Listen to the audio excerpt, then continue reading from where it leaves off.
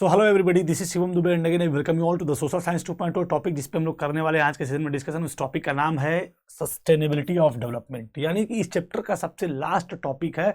इसी के साथ हमारा ये पूरा चैप्टर क्या होगा, फाइनली कंप्लीट होगा।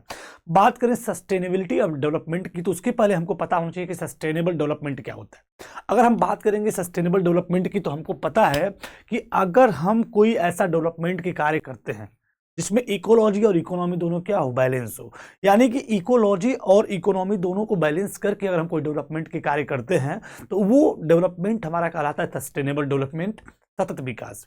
यानी कि हम जानते हैं कि अगर हम ऐसा डेवलपमेंट करें जिसमें विदाउट डैमेजिंग द इन्वायरमेंट, हम इन्वायरमेंट को डैमेज भी ना करें और प्रेजेंट यानी जो जनरेशन है उसकी नीड को सेटिस्फाई करें, और साथ ही साथ इस डेवलपमेंट के कार्य को करते समय हमारी फ्यूचर की जो आने वाली जनरेशन है उसकी नीड और उनकी जो कंसर्न है किसी भी तरीके से कंप्रोमाइज ना हो। यानी कि हम विदाउट डैमेजिंग द इन्वायरमेंट हम एक ऐसा डेवलपमेंट करें जिससे प्रेजेंट की नीड को सेटिस्फाई हम लोग कर लें और साथ ही साथ फ्यूचर की नीड इससे कहीं से भी कंप्रोमाइज न हो और इकोलॉजी और इकोनॉमी दोनों बैलेंस हो। तो यही चीज़ आपका सस्टेनेबल डेवलपमेंट कहलाता है।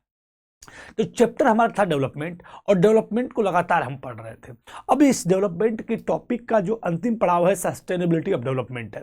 इसका जो कंप्लीट जो हमारा जो आएगा टोटल कंक्लूजन वो कुछ इस तरीके से रहेगा जिसमें हम लोग इस पूरे टॉपिक को कंसोलिडेट करके समझेंगे कि डेवलपमेंट हम अगर बात करें तो उसमें हम डेवलपमेंट को जितने भी नेचुरल रिसोर्सेज हैं उनका यूज करके ही हम डेवलपमेंट के अपने कार्य को करते हैं। और रिसोर्स की बात करें नेचुरल रिसोर्स की, तो रिन्यूएबल और नॉन रिन्यूएबल आपके दो टाइप्स के रिसोर्स होते हैं, एक रिन्यूएबल होता है और एक क्या होता है, नॉन रिन्यूएबल होता है। रिन्यूएबल का मतलब जो रिन्यू हो जाए, मतलब जो फिर से हो जाए, जैसे सोलर एनर्जी, विंड एनर्जी, आपकी तमाम एनर्जी, जैसे ऐसी चीज़ें जो हम फिर से क्या रिन्यू कर ले। वहीं पे जो नॉन रिन्यूएबल रिसोर्स होते हैं जो हमारे प्रकृति में होते हैं, लेकिन अगर वो एक बार खत्म हो गए तो फिर दोबारा हम उसको जो है एक्सेस करने में मिलियंस ऑफ ईयर लग सकते हैं, और कब तक मिलेगा इसकी कोई गारंटी भी नहीं। जैसे क्रूड ऑयल हो गया, आपके पेट्रोलियम हो गए, ये सारी चीज़ें हैं आपके नॉन रिन्यूएबल में। तो रिन्यूएबल और नॉन रिन्यूएबल दो प्रकार के रिसोर्स को हमने देखा कि इसका जो यूज चल रहा है हमारे डेवलपमेंट के कार्य करने के लिए, लेकिन यूज तो चल रहा है, लेकिन जब यही ओवर यूज होने लगता है, क्या होने लगता है, ओवर यूज होने लगता है, तो कहीं ना कहीं समस्याएं क्रिएट होती है और सस्टेनेबल डेवलपमेंट जैसे प्रश्न आपके सामने खड़े हो जाते हैं कि क्या जो आप डेवलपमेंट कर रहे हो वो सस्टेनेबल डेवलपमेंट है कि नहीं, इसमें इकोलॉजी और इकोनॉमी दोनों सस्टेन करेगी कि नहीं, और आने वाली फ्यूचर जनरेशन आपकी सस्टेन करेगी नहीं। क्योंकि अगर मैं एक कोल की मैं एग्जांपल हम लोग लेते हैं कोयला की, तो कोयला क्या है, एक रिन्यूएबल रिसोर्स नहीं है, बल्कि एक बोल सकते हैं नॉन रिन्यूएबल है। कोयला एक बार अगर खत्म हो गया तो फिर वो खत्म हो गया, फिर वो मिलेगा नहीं हमको। और कोयले का जब हम ओवर यूज करते हैं तो उससे हमारा इन्वायरमेंटल डिग्रेडेशन भी देखने को मिलता है, इन्वायरमेंट भी इससे अफेक्ट होता है। तो पहली बात तो ये खत्म हो जाएगा तो हमारी फ्यूचर की आने वाली जो जनरेशंस हैं उसको नहीं मिलेगी। दूसरी चीज, इसको जब हम ओवर यूज कर रहे हैं या इसका जो हम जिस तरीके से यूज कर रहे हैं इससे हमारा इन्वायरमेंटल डिग्रेडेशन यानी इन्वायरमेंट भी डैमेज हो रहा है। तो यानी कि ये एक सस्टेनेबल डेवलपमेंट नहीं हुआ।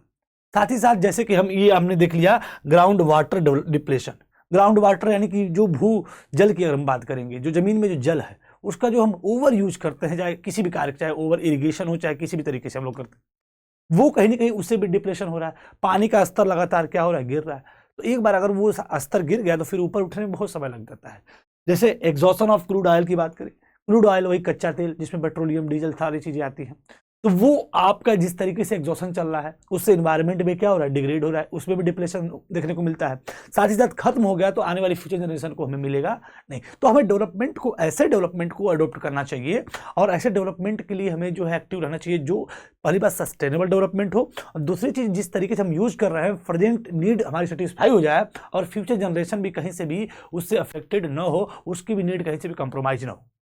तो ये आप समझ चुके हैं कि इन्वायरमेंटल डिग्रेडेशन आपका, चाहे ग्राउंड वाटर डिप्लेशन की बात करें, चाहे एग्जॉशन ऑफ क्रूड ऑयल की बात करें, इससे कहीं ना कहीं इन्वायरमेंटल डिग्रेडेशन देखने को मिलता है, जिससे हमारी जो फ्यूचर जनरेशन है उसके लिए प्रॉब्लम क्रिएट होगी। तो इसी को मेंटेन करना ही क्या है, सस्टेनेबल डेवलपमेंट या सस्टेनेबिलिटी ऑफ डेवलपमेंट आपका बन जाता है। तो इसलिए भी ये टॉपिक आपका, यही आपका कंप्लीट इस टॉपिक में बेसिकली जो है पढ़ाने का, बताने का, समझाने का प्रयास एनसीईआरटी ने हम सभी को किया है। यानी कि हम इस टॉपिक को पढ़ने के बाद हम ये समझ जाएंगे कि सस्टेनेबल डेवलपमेंट का मतलब सिर्फ और सिर्फ ये होना चाहिए कि हम प्रेजेंट की नीड को सेटिस्फाई करें विदाउट हार्मिंग फ्यूचर नीड्स, यानी फ्यूचर की नीड को कहीं से भी बिना नुकसान पहुंचाए प्रेजेंट की नीड को क्या करें, सेटिस्फाई करें। यानी कि सस्टेनेबिलिटी ऑफ डेवलपमेंट की अगर बात करेंगे तो suppose for the present that a particular country is quite developed, we would certainly like this level of development to go further, at least be maintained for the future generation. This is obvious desirable. However since the second half of the 20th century, a number of scientists have been warning that the present type and level of development are not sustainable. Present type of development, जो वर्तमान में जिस तरीके से development हो रहा है वो एक सस्टेनेबल डेवलपमेंट नहीं है। यानी कि जिस तरीके से हम क्रूड ऑयल, कच्चा तेल, कोयले का, हर चीज़ का हम यूज़ कर रहे हैं, ओवर यूज कर रहे हैं, ये बहुत लंबे समय तक सस्टेन नहीं करेगा। ये सस्टेनेबल डेवलपमेंट इन सब चीज़ों को लेकर हम नहीं कर सकते, यानी समस्याएं हैं, तो हमें विचार करना चाहिए। क्योंकि एक चीज़, एक कोटेशन कहा गया है कि we have not inherited the world from our forefathers, we have borrowed it from our children। तरह की बड़ी ही शानदार लाइन लिखी हुई है कि जो ये वर्ल्ड हमको मिला है, हमको हमारे फोर फादर से नहीं मिला है, हमारे पूर्वजों से नहीं मिला है। यानी कि we have not inherited the world from our forefather. ये जो संसार हमें वर्तमान में जिस परिस्थिति में मिला हुआ है, ये हमें फोर फादर के द्वारा इंजॉय करने के लिए नहीं मिला है, बल्कि we have borrowed it from our children. इसको हमने उधार लिया हुआ है अपने आने वाले बच्चों के, अपने आने वाली पीढ़ियों से। तो हमें उनको वापस करना है। उधार अगर कोई चीज़ हम लिए हैं तो उसको हमें क्या करना है, वापस करना है। तो यानी कि ये ऐसा नहीं कि ये आपको मिल गया विरासत तो आप इसका एंजॉय करिए, फिर इसके बाद बचेगा नहीं बचेगा इसकी आप चिंता मत करिए, बल्कि ये जो चीज़ है, यानी जो वर्ल्ड है, ये जो प्रकृति है, जो रिसोर्स है, जो संसाधन है, वो सारी चीज़ें आपको उधार में दी गई है, जिसको आपको लौटाना है अपने बच्चों को, अपने चिल्ड्रंस को। कुछ इस तरीके से शानदार स्टेटमेंट लिखा है। तो वही कह रहा है कि डेवलपमेंट हर देश चाहता है, हर देश डेवलपमेंट में आगे बढ़ना चाहता है, विकास करना चाहता है। इस चीज़ हम लोग जानते हैं, जिसकी वजह से half of the 20th century की बात करें तो साइंटिस्ट की बात करें, बड़ी संख्या में साइंटिस्ट वार्निंग दे रहा है कि जिस तरीके से प्रेजेंट टाइप ऑफ डेवलपमेंट हो रहा है वो कहीं ना कहीं सस्टेनेबल डेवलपमेंट नहीं है। तो जिसमें कि हमने देखा ग्राउंड वाटर का एग्जाम्पल की अगर बात करेंगे तो एक रिन्यूएबल रिसोर्स है, ठीक है, लेकिन जिस तरीके से उसका डिप्लेशन हो रहा है, जिस तरीके से उसका यूज हो रहा है, वो बहुत लंबे समय तक सस्टेन नहीं करेगा। आने वाले समय में जल संकट की समस्याओं से हम सभी को जूझना पड़ेगा। सो ये हो गया आपका, वहीं पे आपका ये ग्राउंड वाटर का केस हमने देख लिया। और साथ ही साथ नॉन रिन्यूएबल रिसोर्स की बात करें, those which will get exhausted after few years use, we have a fixed stock on earth which can not be replenished, we do not discover new resources that we did not know to earlier, new sources of this we do not stock, however over time even this will get exhausted. कह रहा है कि कुछ ऐसे भी resource हैं जो एक बार जो है क्या हो गए, एग्जॉस्ट हो गए, कुछ लंबे समय तक, फ्यू ईयर्स ऑफ यूज करने के बाद, तो ये कहीं ना कहीं ये जो धरती में जो इनका स्टॉक है वो खत्म हो जाएगा और फिर से रिप्लेनिश हम नहीं कर पाएंगे, और ना ही कोई इसके स्थान पे कोई हम नया इतना जल्दी खोज पाएंगे, डिस्कवर कर पाएंगे, जिससे हम उसका यूज करके फिर से उसी तरह हम लोग दोहन करते रहें। तो कहीं ना कहीं हमें अपने रिसोर्स का बहुत ही शानदार समझदारी के साथ यूज करना चाहिए, नहीं तो समस्याएं हो सकती है। जैसे ग्राउंड वाटर के एग्जाम्पल को दे रहा है, कह रहा है कि तमाम जो रिसेंट एविडेंस है वो सजेस्ट करते हैं ग्राउंड वाटर जो है कहीं ना कहीं सीरियस थ्रेट से गुजर रहा है। जिसमें कि हम बात करें अगर लगभग 300 जिलों पे सर्वे किया गया है, have been reported a water level decline over 4 metre during the past 20 year. लगभग बीते हुए पिछले 20 वर्षों के डेटा की बात करें तो लगभग 300 जिलों का सर्वे किया गया, जिसमें ये कहा गया कि लगभग जो ग्राउंड वाटर लेवल है वो लगभग 4 मीटर क्या हुआ है, डिक्लाइन हुआ है। ये 20 साल का डेटा हमको बता रहा है।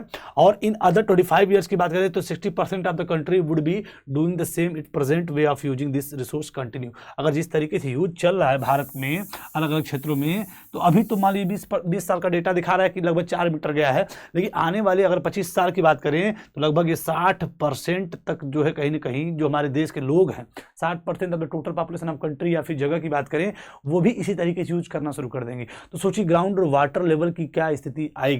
So ground water overuse is particularly found in the agriculturally prosperous region, जैसे पंजाब में, वेस्टर्न यूपी में, यहाँ पे जबरदस्त इसका जो है ओवर यूज हमें देखने को मिलता है ग्राउंड वाटर का। और इन सब चीज़ों की वजह से लगातार वाटर रिसोर्स का जो वाटर लेवल है, देखिए ये लगातार जो है गिरते चला जा रहा है। तो ये कहीं ना कहीं हम यूज़ तो करके अपनी प्रेजेंट नीड को सेटिस्फाई कर रहे हैं, लेकिन फ्यूचर नीड कहीं ना कहीं इससे जो है डिस्टर्ब होगी। तो ये चीज़ें पहला एग्जांपल कर रहा है ग्राउंड वाटर। आप देख सकते हैं इंडिया के कंडीशन में। वहीं पे एग्जॉशन ऑफ नेचुरल रिसोर्स की बात करें तो इसमें वर्ल्ड के बारे में दिया है कि अगर हम बात करेंगे तो मिडिल ईस्ट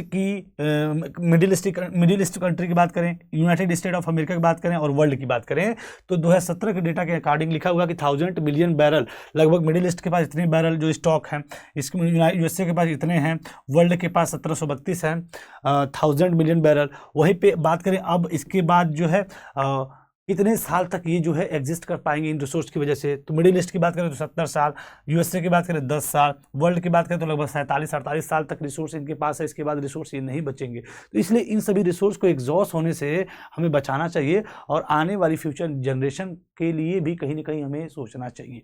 तो इस तरीके से हमने सस्टेनेबल डेवलपमेंट के कॉन्सेप्ट को देखा और जिसमें लास्ट में लिखा है कि consequences of environmental degradation do not respect national और state boundaries, this issue is no longer region और नेशन स्पेसिफिक।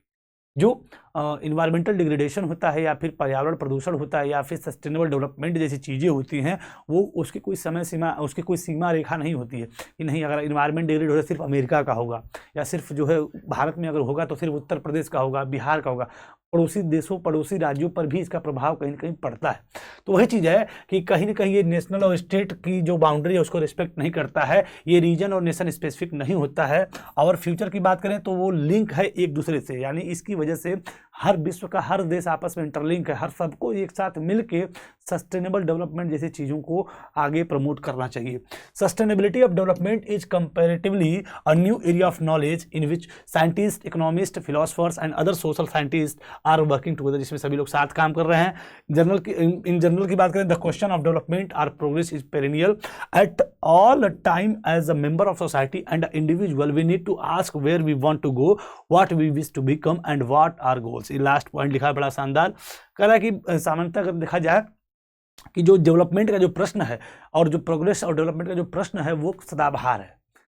मतलब कि हमें सबसे पहली बात हमेशा अपने मेंबर ऑफ सोसाइटी की बात करें, इंडिविजुअल की बात करें तो हमें नीड टू आस्क, हमें ज़रूरत है पूछने की कि where we want to go, हम इस डेवलपमेंट के थ्रू कहाँ जाना चाहते हैं, and what we wish to become, और हम क्या होना चाहते हैं, और साथ ही साथ and what are goals are, और हमारे गोल क्या हैं डेवलपमेंट को लेके। ये सभी प्रश्न लगातार हमें सोसाइटी से, कम्युनिटी से, हमारे हर इंडिविजुअल से पूछना चाहिए कि हम आखिर इतने सारे डेवलपमेंट को करने के कहाँ जाना चाहते हैं, हम क्या बनना चाहते हैं, हमारे गोल्स क्या हैं, कितनी जो है चीज़ें हम जो है गेन करना चाहते हैं।